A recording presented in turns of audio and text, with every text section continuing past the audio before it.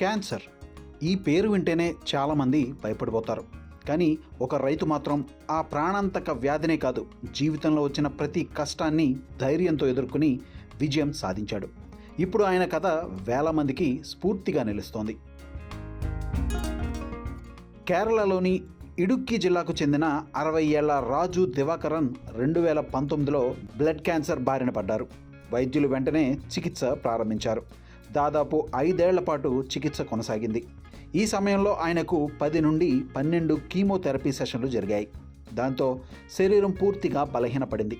అయినా ఆయన మాత్రం ధైర్యం కోల్పోలేదు. చికిత్స పూర్తయ్యాక ఇంట్లో కూర్చుని బాధపడడం కంటే తనకు ఎంతో ഇഷ്ടమైన వ్యవసాయం వైపు మళ్ళీ అడుగులు వేశారు. ഇപ്പം 4 ഏക്കർ ഭൂമി നമുക്ക് കൈവശമുണ്ട്. 3 സ്ഥലത്തായിട്ട്. ഇവിടെ 1 ഏക്കറുണ്ട്, പിന്നെ കുറച്ചപ്പുറം 1 ഏക്കറുണ്ട്, തൂക്കുപാലത്ത് ഒരു 2 ഏക്കറുണ്ട്.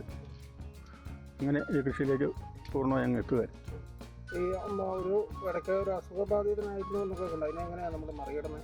അത് നമ്മൾ ആത്മധൈര്യം കൊണ്ട് മറികടന്നു. പിന്നെ RCCയിലൊരു പോയി കുറേ ഒരു 4-5 വർഷത്തോളം ചികിത്സിക്കേണ്ടി വന്നു. അവരൊരു 10-12 ഹീമയൊക്കെ ചെയ്തു. అది കഴിഞ്ഞ് നമുക്ക് സുഖമില്ലാന്ന് ഓർത്ത് వీటిలిరికిందా. మొదట కేవలం 50 సెంట్ల భూమిలో యాలకుల సాగు ప్రారంభించారు. అయితే అక్కడి నేల, వాతావరణం యాలకుల సాగుకు సరిపోదని చాలామంది చెప్పారు. కానీ రాజు దివాకరన్ మాత్రం ఆ మాటలు పట్టించుకోలేదు. కష్టపడి పనిచేస్తే ఏదైనా సాధ్యమేనని నమ్మారు. ఆధునిక వ్యవసాయ పద్ధతులు, సేంద్రియ సాగుతో ముందుకు వెళ్లారు. మట్టిలో తేమ ఉండేలా మల్చింగ్ చేశారు. బిందు సేద్యం ఏర్పాటు చేశారు. మొక్కలకు సరైన నీడ, గాలి అందేలా ప్రత్యేకంగా జాగ్రత్తలు తీసుకున్నారు. ఆయన భార్య సరస కూడా ప్రతి అడుగులో తోడుగా నిలిచారు. ఇద్దరూ కలిసి కష్టపడడంతో చిన్న తోట క్రమంగా పెద్ద తోటగా మారింది. నాడు కేవలం 50 సెంట్లతో మొదలైన ప్రయాణం ఇడుక్కిలోని 3 ప్రాంతాల్లో 4.5 ఎకరాల యాలకుల తోటగా విస్తరించింది.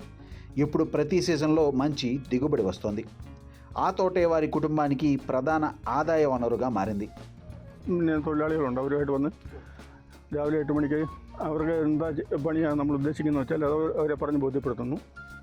അത് കഴിഞ്ഞ് പിന്നെ ഞാൻ അവരുടെ കൂടെ തന്നെ ഉണ്ടാകും. പിന്നെ രാവിലത്തേക്ക് ഉച്ചക്കത്തേക്ക് ഭക്ഷണം തയ്യാറാക്കിയിട്ട് ഇവരും കൂടെ വരും.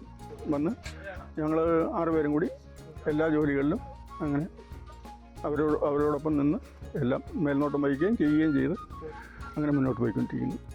రాజు దివాకరన్ చెప్పేది ఒకే ఒక మాట: క్యాన్సర్తో పోరాడే రోజుల్లో నాకు జీవించాలనే ఆశను ఇచ్చింది ఈ మట్టే. బాధను మర్చిపోవడానికి నేను చేనులోకి వెళ్ళాను. క్యాన్సర్ వచ్చినంత మాత్రాన జీవితం ముగిసిపోదు. ధైర్యం, ఆత్మవిశ్వాసం, కష్టపడే తత్వం ఉంటే ఎలాంటి సమస్యనైనా జయించవచ్చు అని ఆయన చెప్తున్నారు.